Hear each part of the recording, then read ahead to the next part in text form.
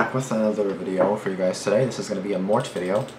And as you guys know, he usually does like 2 videos now, so it's not like that short. It's like this one's about almost 15 minutes, I'm pretty sure. 14 minutes and 41 seconds. This ought to be a good one. Sorry, I said ice cream last video, so I still have it here. I'm just going to wrap myself in a blanket, even though it's hot as hell in here. That's why I got the fan on, which makes no sense to cover myself in a blanket and have the fan on, because like either way that would make me more hot, so I don't know. But yeah. Alright guys, let's go. I've had a few delivery jobs that had given me the creeps. One or two that I was pretty sure I was about to be robbed. Another was a gunfight between gang members unfolding in the street I was delivering to, right as I was turning onto it. But these are just occupational hazards. Yeah, it sucks, but I guess you do get over them. Only one delivery job really, truly terrified me. The only one that scares me to think about, even today. So we get an order from an address that none of us drivers had ever delivered to before. This normally causes some suspicion among us, since we're always pretty wary whenever delivering to a new address. A fair few first-time deliveries have resulted in an address getting blacklisted. Sometimes they try to stiff you for money or some other scam to get free pizza. Generally speaking, the drivers take turns delivering to a new address, and this time, it just so happened to be my turn. So once the order is completed and the pizzas are boxed up, I take them out to my car and punch the address into my sat-nav. It turns out the address is right on the edge of our delivery area, pretty much in the middle of absolute nowhere. Sus. It dawns on me that this could be the oldest trick in the book. Call the pizza into some hard-to-reach location, then demand it to be free once it takes more than 45 minutes to deliver. But, to my relief, I make it out onto this old dirt road with time to spare. Yet my relief doesn't last long. Whoa. Not when I see the state of the address I'm delivering to. The house is so run down it looks like a squat, like it's been commandeered by the homeless as a place to avoid sleeping rough. There's a musty old pickup in the driveway, its wheels all askew from years of misuse. I mean, the place was just the very definition of haunted house. Needless to say, I wasn't expecting a particularly generous tip. As I take the pieces out from the passenger seat of my car, I start hearing this faint, whining noise. My ears prick up immediately and I freeze, trying to work out just what the sound is and where it's coming from. I come to realize that it's the sound of a violin being played, but more accurately, it was the sound of a violin being played very badly. These discording noises carried on as I walked up the dirt pathway toward the porch and the front door. The sound of some old violin bow being dragged across dry old strings that were way out of tune. Creepy, sure, but that's not what terrified me. When I knocked on the front door, the screaming cat violin sounds ceased instantly. A few moments of silence went by before I began to hear slow, heavy footsteps growing steadily closer. I can't be certain, but I'm almost sure I heard someone breathing on the other side. These heavy, labored breaths as I waited for the door to open. Just open the fucking door. The silence was broken by a metallic snap of the door unlocking, before hurried footfalls sounded on the other side. Someone had unlocked the door, then scampered away from it as if they were overtly skittish about visitors. Bitch, you think I want to do that? Hello? I got your pizza order here. I remember asking, feeling the tension rise as silence once again engulfed the scene. Like, I'm not going inside your house, what do you think? Come inside, mister. No. A childish voice came from the other side. Pretending to be a child. I wanted to just turn tail and run at this point. But returning to the pizza place without the money for the pizzas would definitely mean a verbal or written warning from my manager. I already had one for turning up late. I couldn't afford another. So, reluctantly, I took hold of the door handle, turned it, and walked inside. The interior of the house was bathed in darkness, only a handful of weak oil lamps to give me any sense of the layout. A figure was crouched on a nearby sofa, the old violin laying next to it. There's 15 on the table there, mister. What's wrong with your arm? The person sounded like a child, but they looked bigger than they should have. On the small, dusty coffee table in front of the couch, there's a pile of change in little piles. Normally I'd have taken issue with this, but to be honest, I was desperate to get out of there at that point. I'd have taken any form of currency. As I stooped down to start sliding the little piles of coins into my cupped palm, I started to hear the kid's labored breathing again, but I dared not look towards him. I could see its legs in my peripheral vision, and even then, I could see how unnaturally long they were. This person was not a child. Sorry about the coins, mister. I saved them up. I saved them all up to afford this treat for myself. It's all I have. I told the person not to worry in the sunniest disposition I could muster. The last thing I wanted to do at this point was upset them. I pocketed the coins, barely having counted them. I'd come up with a difference myself if I needed to. Like I said, I just wanted to get out of there. But as I turned to leave, hastily thanking the person, I caught a glimpse of the person's face in the low light of the oil lamps. They were burned, horribly burned up and down their arms and chest. The scarred flesh extended all the way up their face and head. Only the person's features were obscured by a small rubber mask. The mask didn't even cover up their entire face, only a small central portion that concealed their eyes, nose, and mouth. The only thing I could really make out was that the mask had a long wooden nose, kind of like the puppet Pinocchio, whose nose would grow whenever he told lies. The small carved eyes were blank. I averted my gaze from the mask and was unable to return it. It was one of the most hideously sad and scary things I'd ever laid eyes on. Just as I had reached the front door, I heard that same childlike voice emanating behind me. Want to hear me play a song, mister? Before I even had the chance to answer, to tell them I was too busy with deliveries to hang out, they had grabbed the old violin next to them and began to whine out of tune. Although the strings were almost totally out of tune, I started to make out the tune they were trying for. What? You know the one. If you go down in the woods today, you're sure of a big surprise. If you go down in the woods today, you better go in disguise. For every bear that ever there was will gather there for certain, because today's the day the teddy bears have their picnic. I was in the back of the driver's seat of my car before you could say, nope, I'm out, scrambling to start the engine so I could make a quick getaway. I don't think they had any intention of hurting me. I certainly wasn't as much danger as when those idiot cryptid blood wannabes decided to shoot it out like right in front of my car. But something about that place still creeps back into my mind while I lay there in darkness trying to sleep. Something that means I'll never, ever make another delivery there. Again. I'll quit before I go back.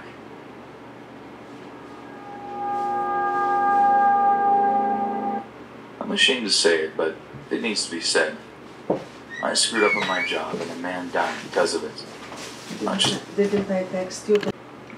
Hey guys, after being interrupted, like always, I'm backing right up, so I get really moody when people want to intro my videos because I'm just so salty about it because I hate it. Like I just want to freaking finish the video and then I'm gonna have to stop it, edit it. Like oh my god. Okay, I'm gonna start at 7:49 here. I already saw this part, but I don't even remember what it was now because I wasn't even really paying attention. So I'm gonna back it up to the second story. So 7:49, 6:52 left. Let's go. I'm ashamed to say it, but it needs to be said. I screwed up on my job and a man died because of it. A man died because of it? Not just a man I was being paid to protect. Usually it can be forgiven for making a mistake on my first job. However, when it's your first job protecting another man from outside dangers, one mistake can be the last. In retrospect, hindsight, whatever word you use, I wish I'd never agreed to taking the job. Just being a large-built man with a license to carry doesn't make you qualified to be a private security. This all being said, I took the job. The client losing his life is a direct result of my negligence. Maybe if I discuss what happened, I can relieve myself of a small amount of this burden. However, I can assure you I know the guilt will never truly fade away. The job came out of nowhere. Mike, a close friend of mine, had been a bodyguard on and off for years. He made it clear the job was a one-time only deal. No other guys he knew were available on such short notice. His next client was coming into town in the morning. Mike needed someone with a carry permit to back him up. He knew I had one, so I got the call. He assured me it wasn't a dangerous situation, but he'd like to have another guy to watch his and the client's back. I was somewhat nervous initially, but the money I was offered was too good to pass up. We met up at his place later that night. He gave me a rough outline of what I was expected to do. Once it had been all laid out before me, it seemed simple enough. Although this would be his first time with this particular client, he assured me once more it would be simple. After all, the guys with the real problems always had their own staff. Our client was a regular suit and tie in town for some business. 4 hours of work and he'd be back on a plane home. The morning of the job, we met with the client at the airport. A third guy, Roger, was doing the driving for us that day. He's a retired SWAT officer who picked up the occasional driving job for Mike. He had a boatload of training in evasive maneuvers while he was in the Army. Plus, he could be a third gun in an emergency. He drove us to the client's first appointment and everything was going well. From what I could make out, the dude was a wholesale jeweler out of London. Stuff didn't really start falling apart until we were leaving the second place. As we exited the jeweler's store, I noticed a sketchy-looking, possibly Middle Eastern guy. He was standing in front of the place next door. When he noticed us leaving, he pulled a knife from his pocket and ran towards us. Oh my god. Before he could get anywhere near us, I instinctively moved toward him. He turned and ran, and I foolishly gave chase. I'd gotten somewhere around 30 yards and heard a barrage of gunshots behind me. I turned around just in time to see Mike go down. The client was already on the ground and wasn't moving. Roger was standing next to the car, shooting at 2 men running from the scene. By the time I'd drawn my pistol, the firefight had ended. It was clear to me I'd messed up. As Roger and I checked Mike and the client for signs of life, a weak few words came from Mike. "I hope you won't be offended if I don't ask for your help again." We had a brief chuckle, but we both knew this wasn't a laughing matter. Roger confirmed that the client was in fact dead. I rode to the hospital with Mike, and Roger stayed behind with the cops. This big mess made no sense. I knew I could trust Mike. He said the client indicated no current danger to his life. We were supposed to be only there to prevent robberies. We both seen the guy with a load of stones on him, so no flags went up. Regardless, considering the number of guys in on the hit, I had a strong feeling we didn't get the whole story. I'd been waiting for news on Mike for about half an hour when Roger finally showed. The cops were right behind him. Now it was my turn. When they were done with me, they wanted to talk to Mike, but he was still in surgery. 2 hours later, we got the good news. He was going to make it, but he'd be in the hospital for the next week at the least. For the next 9 days, I stayed at his side. It was the least I could do. The following morning, we had our first discussion since the shooting.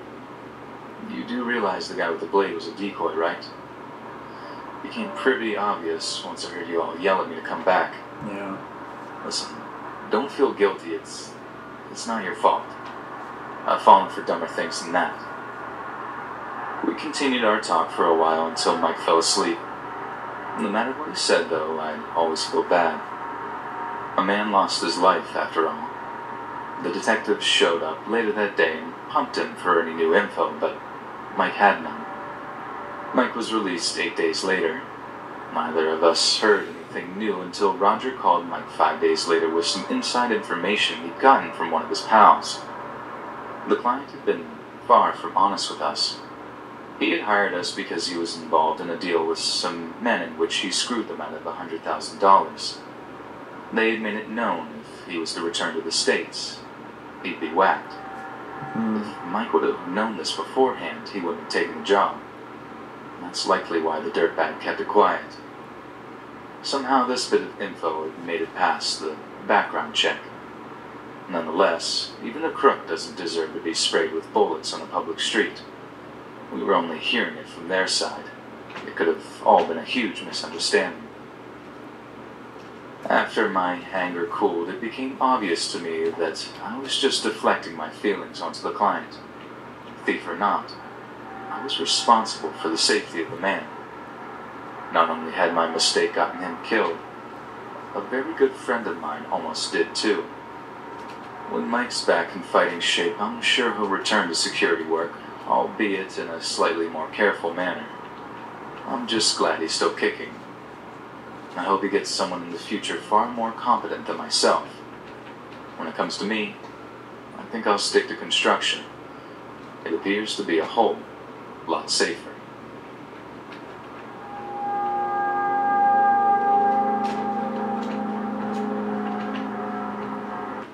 My cat's trying to break down the door. I'm just gonna open it and let her in, Jesus.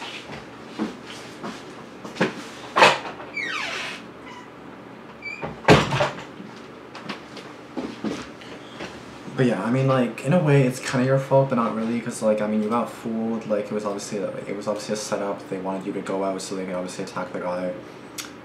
And I mean, it wasn't necessarily your fault that he died, because, like, I mean, it was kind of in a way his own fault for, like, scamming people or whatever he did do. I'm not saying he deserved to die, of course, but, like, I'm just saying that in a way it was kind of like his, not his fault, but like his, like, obviously no one would be after him if that happened, right? And like, he shouldn't lie to them and say, oh yeah, just security for, like, you know, reasons that whatever that you know don't matter. And then it's like, okay, well, thanks, because they could have gotten killed too, because they were dealing with a little bitch that, you know, like, I'm not saying he deserved to die, but, like, you know what I mean? I'm just saying, like, don't do that shit. Like, so snaky, because then, like, they could have died too. Like, the security could have died too. I don't know why I did this for security. Just be careful, whatever your job is. Anything security, like policing, is obviously really dangerous, can be potentially fatal at times, so it's really important to, like, know the red flags and, you know, just be safe and be careful. That's all I really can say. But that's going to be it for this video though. Thank you guys for watching. Be sure to subscribe if you are new, be sure to like this video, and be sure to comment down below if you have any other suggestions. And I'll get to them hopefully within a week or so. Thanks for watching, and peace out.